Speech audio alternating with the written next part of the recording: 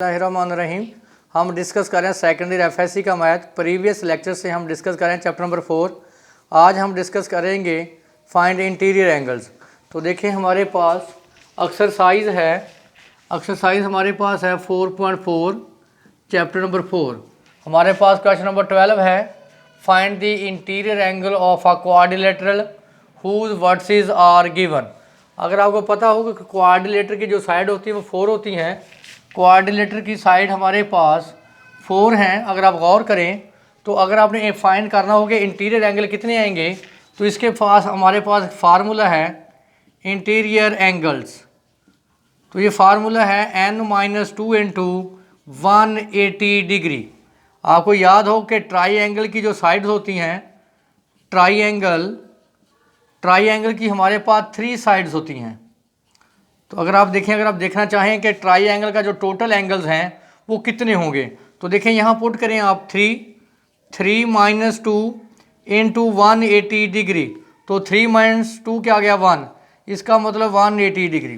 तो देखो आपको पता है कि ट्राई एंगल के 3 एंगल का जो सम होता है वो 180। अब हमारे पास क्वाड्रिलेटरल है, तो आपको पता है कोई भी आपके पास क्वाड्रिलेटरल फॉर्म की आपके पास कुछ है तो उसको आपको पता है कि उसकी साइड कितनी होती है 4। क्वाड्रिलेटरल हो, ट्रेपीजियम हो या रंबस हो, उसकी 4 साइड्स होती हैं। तो देखें इसका टोटल जो एंगल है वो कितना आएगा, n की वैल्यू 4 है, यहाँ 4 प्लेस करें, 4 माइनस 2 इंटू 180 डिग्री। तो 2 इंटू 180 डिग्री तो हमारे पास आएगा 360 डिग्री। इसका मतलब हर वो फिगर जो 4 साइड्स होंगी उसके टोटल जो एंगल है उसका सम क्या होगा 360। जिस तरह ट्राई एंगल के 3 एंगल का सम क्या होता था 180। अगर हम एंगल को नाम दें θ1, θ2, θ3 और θ4, अगर आप इनका सम करें θ1 प्लस θ2 प्लस θ3 प्लस θ4, इसका जो सम आएगा वो 360 डिग्री के इक्वल आएगा। अगर आप देखें, अगर आप इसको साइड ए बोले, बी, सी और डी, जब आप एंगल थीटा फाइंड करेंगे वो कौन सी 2 साइड लाइन के दरमियान होगा, ए बी और ए डी। जब आप एंगल θ2 फाइंड करेंगे वो बी सी और ए बी के दरमियान होगा। तो लिखें, पहले इसके पहले हमें स्लोप निकालनी पड़ेगी। Solution, slope of A B, slope of A B, slope of B C, slope of A D, slope of D C, slope of D C. अगर इस स्लोप को हम m1 का नाम दे दें, इसको m2, m3 और m4। तो देखें 2 पॉइंट्स के दरमियान स्लोप निकालनी हो, y2 minus y1, x2 minus x1, तो निकालें स्लोप a और b के दरमियान। ये देखें y में से y को माइनस कर दें, 3 माइनस 2 और x में से x को माइनस कर दें, -2 माइनस 5, तो क्या आ गया -1/7। इसी तरह स्लोप फाइंड करेंगे b और c की। ये देखें b और c, y2 minus y1, 3 minus 4 over x2 minus x1, -2 minus 3, तो ये आ गया 7 ओवर, चलिए इसको एक दफ़ा इसको मुकम्मल लिख लें, 3 नेगेटिव पॉजिटिव, 3 प्लस 4 -2 प्लस 3, तो क्या आ गया 7। स्लोप ऑफ ए डी वही formula, y2 minus y1, x2 minus x1, A D. ये देखें ए और डी के दरमियान y2 minus y1, 2 minus 5, x2 minus x1, 5 minus 4, तो क्या आ गया 7/1, 7। इसी तरह स्लोप ऑफ डी सी निकालें, y2 minus y1, x2 minus x1 C D, y2 minus y1, -5 -4, x2 -x1, 4 -3, -5 + 4, 4 + 3, -1/7। अगर आप फोकस वाइट बोर्ड की तरफ करें तो देखें हर लाइन आपस में परपेंडिकुलर है। देखें ये लाइन इसके क्या है, परपेंडिकुलर, ये लाइन इसके परपेंडिकुलर, और ये लाइन इसके परपेंडिकुलर, और ये लाइन इसके। तो इसका मतलब ये लाइंस आपस में क्या है, परपेंडिकुलर। आपने पढ़ा था कि अगर लाइंस आपस में परपेंडिकुलर हों तो उनके दरमियान एंगल क्या बनता है, 90। आप डायरेक्ट भी लिख सकते हैं, इन चारों जो एंगल्स हैं θ1, θ2, θ3 और θ4, ये चारों एंगल क्या है, 90 डिग्री। अगर आप फाइंड आउट करना चाहें तो आप लिख लें टेंजेंट θ1। तो देखें टेंजेंट जो θ1 है किसके दरमियान एंगल बनेगा, ए बी और ए डी। जिन दोनों वर्सेस में या दोनों लाइन में क्या आ रहा है, ए आ रहा है। देखें इसमें भी ए आ रहा है और आप देखें इसमें भी ए आ रहा है। इसकी स्लोप को मैंने m1 बोला और इसकी स्लोप को मैंने क्या बोला, m3। तो फार्मूला देखें हमारे पास m1 स्लोप यूज होगी और m3 क्या बनेगा formula, m3 - m1, 1 + m1 m3। तो टेंजेंट θ1 m3 हमारे पास है 7, m1 हमारे पास है -1/7 ओवर 1 + m1 की वैल्यू हमारे पास -1/7, m3 की वैल्यू 7 नेगेटिव नेगेटिव पॉजिटिव 1/7, 7 7 कैंसिल, 1 -1। तो आपको पता 1 - 1 0, something over 0, answer infinity. Tangent θ1 = infinity, θ1 = tangent inverse infinity. आपको पता है कि टेंजेंट इनवर्स इन्फिनिटी कब होता है, जब एंगल क्या हो, π/2। इसी तरह अगर आप एंगल θ2 निकालेंगे, देखें θ2 का मतलब है BC और AB, जिन दो लाइन में क्या आ रहा है, B। देखें इसमें B आ रहा है और एक B इसमें आ रहा है।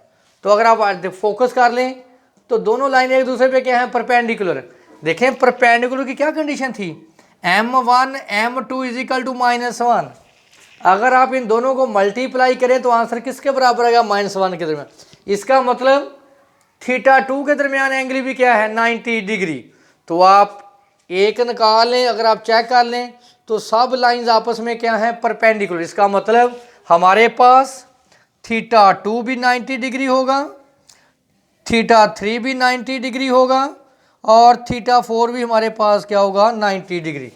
अगर आप फार्मूले से फाइंड करना चाहते हैं तो फार्मूला देखें, टेंजेंट θ2 का क्या बनेगा, कौन सी स्लोप, ए बी, इसमें भी बी आ रहा है और इसमें भी बी आ रहा है, दो लाइनों में।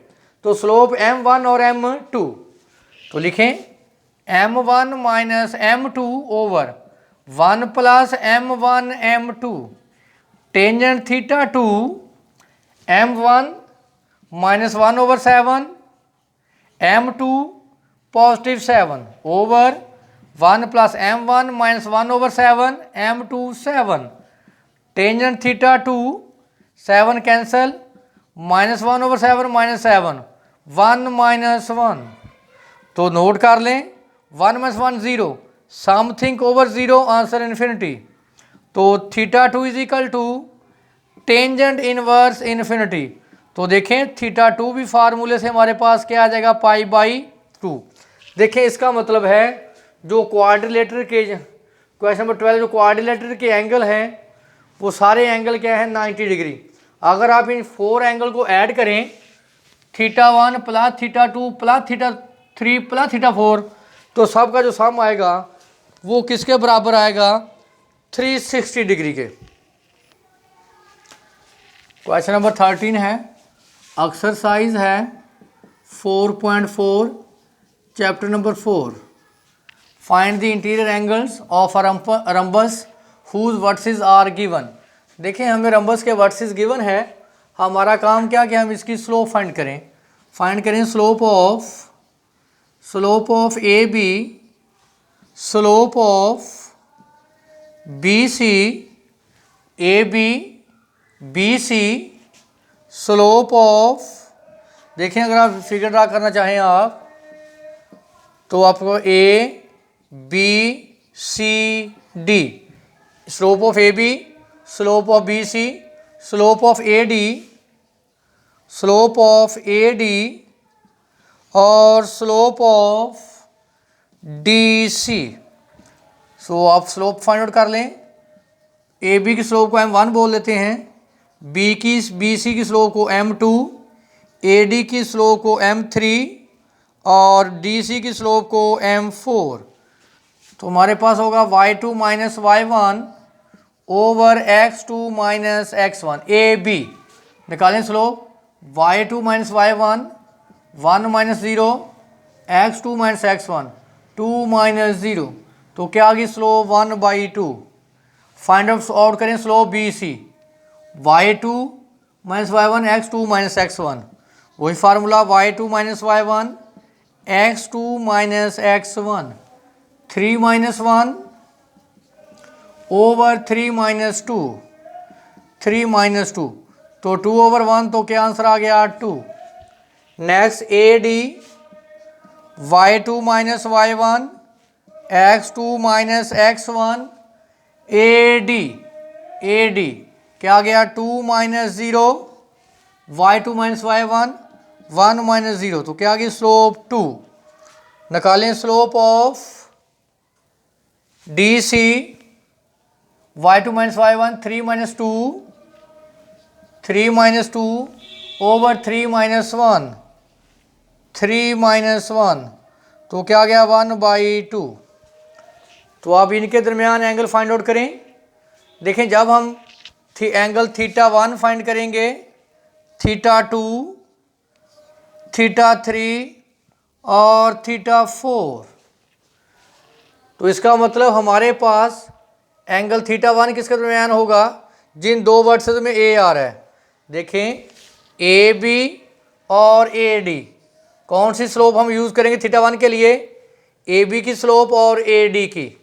तो देखें इनकी स्लोप क्या है, सॉरी m1 और m3, तो देखें यहाँ बड़ी वैल्यू कौन सी है m, इसको पहले एडजस्ट करेंगे।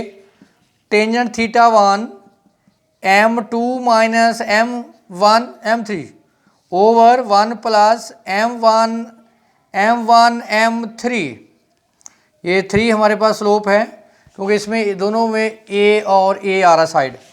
Tangent θ1 m3 2 m1 1/2 over